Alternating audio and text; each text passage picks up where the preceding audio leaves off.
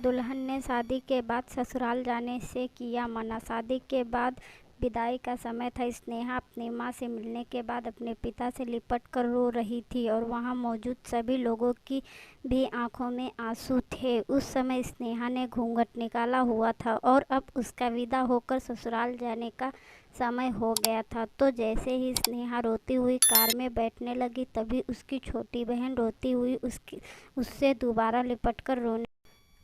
तभी गाड़ी के पास खड़े स्नेहा के पति अभिषेक से उसका दोस्त कहता है, अरे यार अभिषेक, यहाँ से घर पहुँचते ही सबसे पहले होटल पहुँचकर बढ़िया सा खाना खाएंगे, क्योंकि यहाँ तेरे ससुराल में तो एकदम घटिया खाना था। ऐसा खाना तो हमारे यहाँ कुत्तों को भी नहीं खिलाते। तभी साथ ही खड़े अभिषेक के छोटे भाई ने भी कहा, हाँ यार, यहाँ का खाना तो एकदम बकवास था और रसमलाई में तो रस ही नहीं था। ये कहते हुए वो तीनों ही जोर जोर से हंस रहे थे। तभी स्नेहा के पति अभिषेक ने भी अपने ससुराल वालों की मजाक उड़ाते हुए कहा कि हाँ यार, मैंने भी मजबूरी में ही यहाँ का खाना खा लिया, वरना मैं तो ऐसे खाने को तो हाथ भी नहीं लगाता। और अब पक्का हम तीनों घर पहुँचते ही होटल का खाना खाएंगे। अपने पति मुंह से ऐसी बातें सुनकर स्नेहा कार में बैठती बैठती रुक गई और उसने गुस्से में सबके सामने अपना घूंघट हटाते हुए कार के दरवाजे को जोर से बंद किया और आंखों में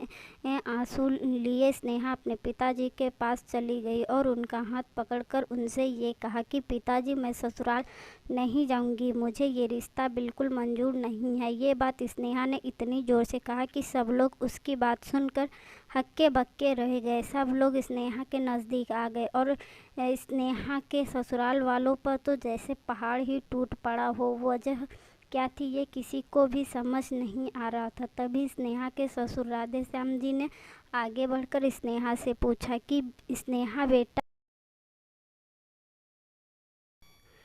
तुम अचानक ही शादी होने के बाद अपनी विदाई होने के समय यूं शादी को नामंजूर कर रही हो। तभी स्नेहा कुछ देर चुप रहने के बाद अपनी आंखों में आंसू लिए अपने ससुर से बोलती है कि बाबूजी, आपको पता है मेरे माता पिता ने अपनी सभी सपनों को मारकर हम सभी बहनों को इतना पढ़ाया लिखाया और काबिल बनाया, और आप जानते हैं कि एक बाप के लिए उसकी बेटी क्या मायने रखती है।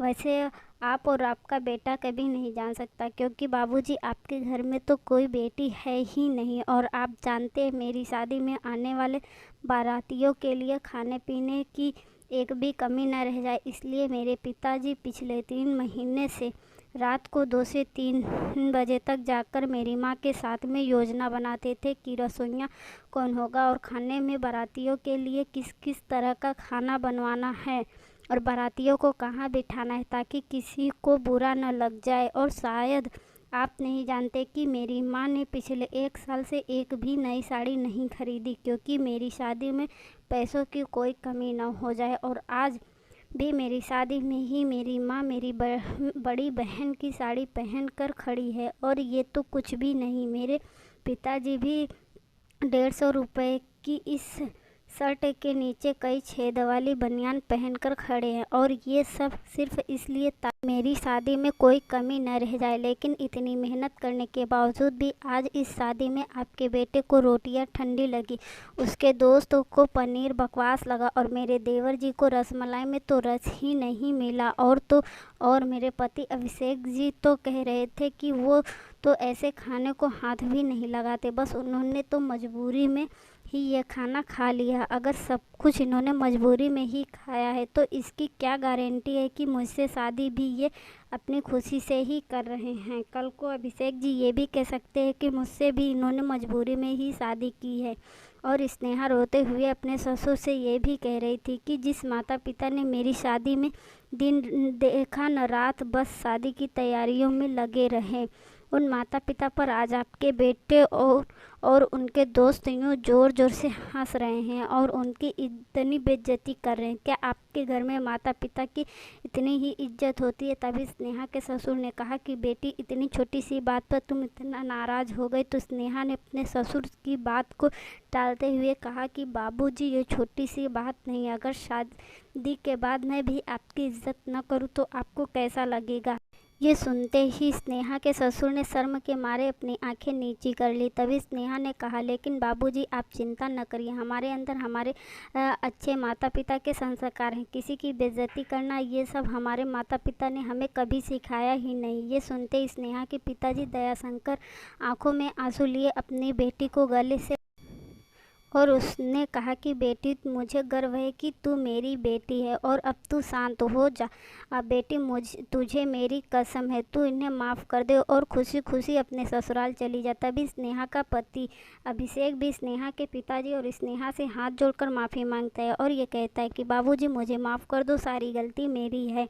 लेकिन आज आपकी बेटी ने मुझे एक पिता की इज्जत करना सिखा दिया और आज के बाद मैं हर किसी के माता पिता का हमेशा इज्जत करूँगा। उसी वक्त स्नेहा के ससुर राधे श्याम जी भी आगे आकर अपनी बहू स्नेहा के सर पर हाथ रखकर कहते हैं कि मैं तो बहू लेने आया था, लेकिन ईश्वर की कृपा है, उसने मुझे बहू के रूप में एक बेटी दे दी और वो भी इतने अच्छे संस्कार वाली, जो कि माता पिता का भी इतना सम्मान करती है। और अब बेटी, मेरे कहने से इन नालायकों को भी माफ़ कर दे, मैं हाथ जोड़ता हूँ तेरे सामने। तभी स्नेहा अपने ससुर जी के दोनों हाथों को पकड़ लेती है और कहती है कि नहीं बाबूजी, आप मेरे पिता के समान हैं, आप मेरे सामने हाथ मत जोड़िए।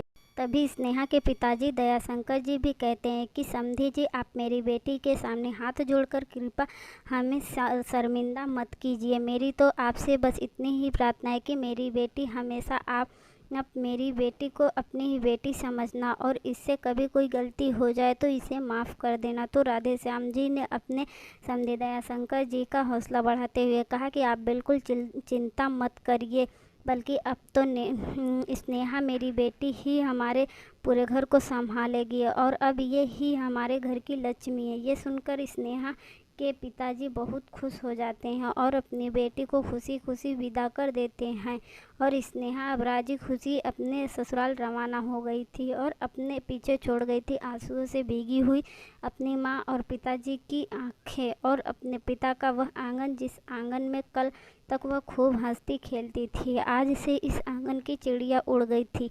बेटी माँ बाप का अभिमान वह एक अनमोल धन होती है और अपनी छाती पर पत्थर रखकर वो अपनी प्यारी बेटी को उसकी शादी करके उसे विदा करता है। इसलिए एक बाप अपनी बेटी की शादी करके वैसे ही उससे दूर हो जाता है और हमें उसका अपमान करके उन्हें और दुखी कभी भी नहीं करना चाहिए।